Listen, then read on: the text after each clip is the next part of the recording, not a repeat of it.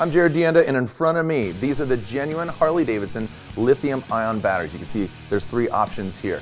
Power up with Lithium LiFe battery technology. What is that? Well, it offers unequalled cranking power and a significant weight reduction compared to an AGM lead-acid battery. This is an 8-amp battery for touring. See how light it is. This is a drop-in replacement for the original equipment battery, up to twice the lifespan of AGM lead-acid batteries. What's great about this battery too, disconnect it from your motorcycle, put it on the shelf, because this lithium battery will actually maintain its charge without maintenance for up to 12 months. So wherever you're at, this thing is ready to go and go ahead and hit the open road.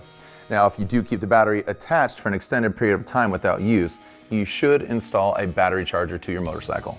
This has an internal solid-state battery management system, which equates to automatically detecting over or under charging for more reliable starting performance, and it protects the battery from deep discharge, over voltage, or over temperature issues. Quality and performance. Lightweight, backed by a 5-year limited warranty. For this and other genuine Harley-Davidson parts, visit your local authorized Harley-Davidson dealer or visit h-d.com.